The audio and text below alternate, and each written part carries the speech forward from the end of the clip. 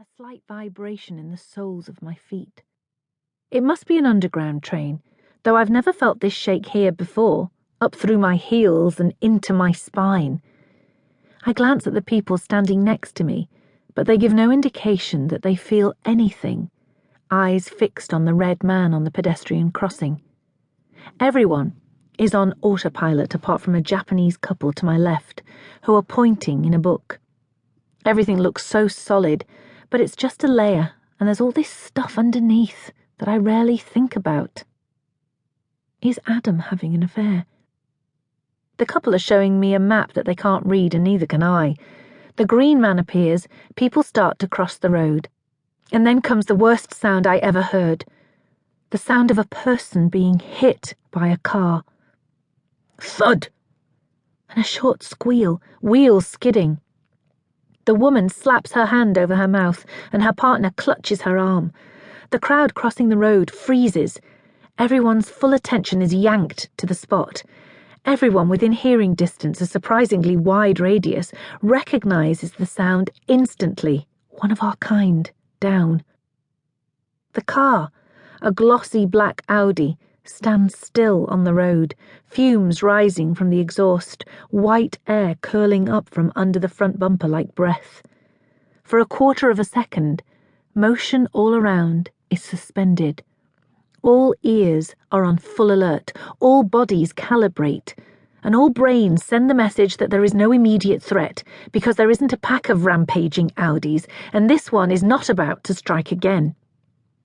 2 or 3 people huddle over a body of which I can only see the legs, bent awkwardly, and the bottom of a pair of shoes. It's a man, I think, judging by the soles. Perhaps the driver is one of those huddling over him because the driver's door is open and the car is empty. People are moving toward the accident to get a better look. I cross the road in order to get farther away, and as I do, I see the car is not empty after all. There's a boy of about 5 years old with curly hair, strapped into a booster seat, wide-eyed and silent. I wonder if I should go over. Then again, it might freak him out completely to have a stranger approaching out of nowhere. I'm not a doctor, I tell myself. I'd probably just get in the way. Drifts of music float up. There's a busker at the bottom of the escalator, strumming a guitar and singing in a sweet voice about love. A man's voice comes over the loudspeaker, announcing delays on other lines. The 2 of them in a strange, disconnected duet. The singer's very good. I'm glad to see lots of copper, silver, and gold coins lying on the black felt lining of her guitar case like so many wishes. I've got to do something about those emails. I wish I knew what. I reach into my purse and drop in £1. As I come up out of the underground, it's raining hard. Cars have their headlights on, pedestrians have their heads down, hoods and hats on. The rain-soaked road could almost be a river. A big ball of stress inside me rises and expands like dough. I have to pack for Poland, but I'm upset and exhausted, and I'm worried that Adam will notice and want me to explain. So I detour via the bookshop, a slightly dishevelled independent 5 minutes from our front door. I go in quite often. I've ordered some books to fill the holes in my Christmas gifts, but there's a queue by the till. I flip through a book by Paul McKenna that's on display. The title shouts, "I can make you thin." Great. I skim read the chapter headings and the 4 golden rules. I look at Paul McKenna's photograph.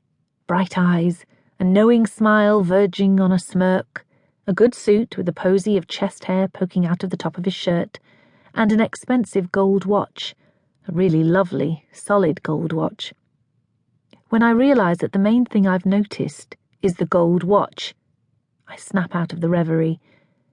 Can you be hypnotised by a photograph? The nice man on the till really is nice. He's courteous, he looks at people properly and listens. If I had a flirtation with someone like him, that would even things out. But I know this kind of tit-for-tat thinking won't solve our problems. I put Paul McKenna down. This is not the sort of thing I want to be seen looking at in public, especially not in my local bookshop, and especially not by the